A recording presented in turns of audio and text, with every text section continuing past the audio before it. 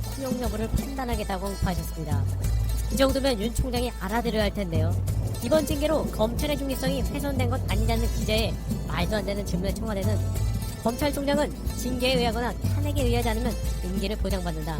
이번 결정은 객관적이고 독립적인 징계의 결정을 수용한 것이라고 반박했습니다. 그런데 대통령님 제가 소식이 나오자마자 윤 총장 측은 추미애 사의평론가 무관하게 소송 진행하겠다고 바로 입장을 밝혔습니다. 역시 뻔뻔한 언론 대응은 최고 수준입니다.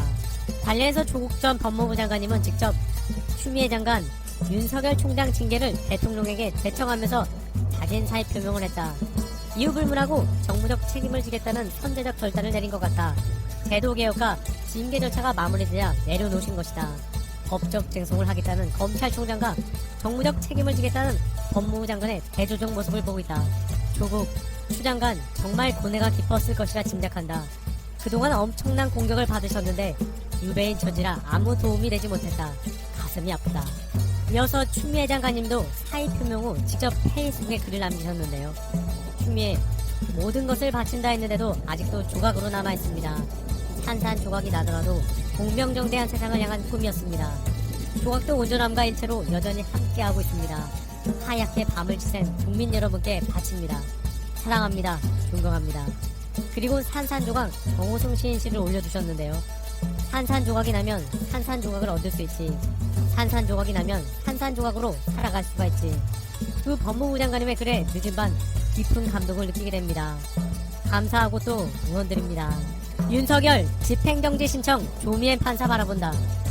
그런데 이제 윤석열 측은 무명이라 생각한다며 징계 집행정지와 징계 무효 소송을 함께 제기할 것이다 라고 밝혔습니다.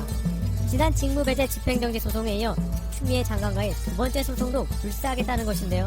윤 총장은 징계 효력이 발생하는 즉시 이에 불복하는 행정소송과 본안소송 1심 결론 때까지 징계 효력을 정지해달라는 집행정지 신청을 낸다는 방침입니다. 때문에 법조계에선 향후 윤 총장의 소송에서 지난 1일 윤 총장의 직무배제 집행정지 신청을 받아들인 조미연 부장판사의 결정문이 중요한 변수가 될 것이라 보고 있습니다. 언론들도 윤 총장 측도 조미연 결정문에 상당한 기대를 걸고 있는 눈치입니다 라고 하는데요. 당시 조 부장판사가 권세를 혼자 쥐고 제 마음대로 함이란 뜻의 전행이란 단어까지 사용하며 장관의 검찰총장 직무배제 명령이 총장에 대한 인사권으로 전행되지 않도록 엄격하게 숙고되어야 한다고 윤 총장 손을 들어줬기 때문입니다.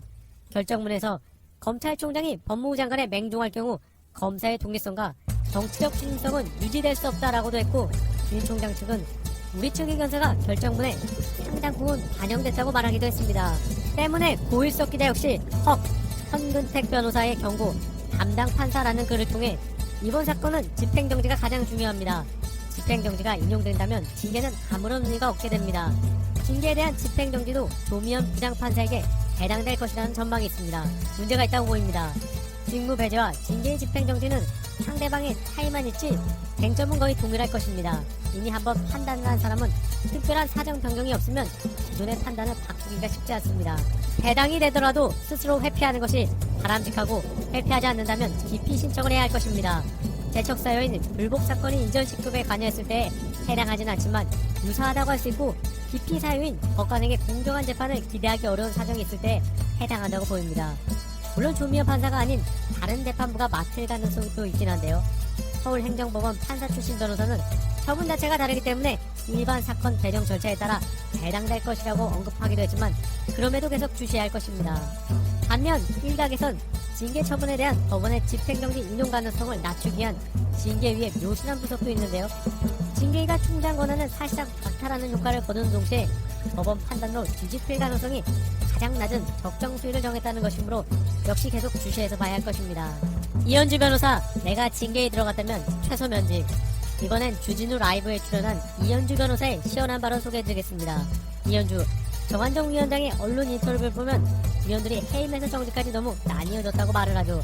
거기에서 조율을 하다 보니 타협적인 결정에 이르지 않았나 싶습니다. 이현주, 그래서 윤 총장이 여러가지 절차적 하자를 거론했고 사실 검찰이라는 조직이 교수님이야 징계위원들도 무섭죠. 저는 최소 면직은 했을 것 같습니다. 일단 법관 사찰이는 걸 굉장히 중대하다고 저는 보고요. 그거는 법관의 재판의 독립성, 법원의 독립성을 침해할 수 있는 거니까요. 추가로 주진우 기자는 서초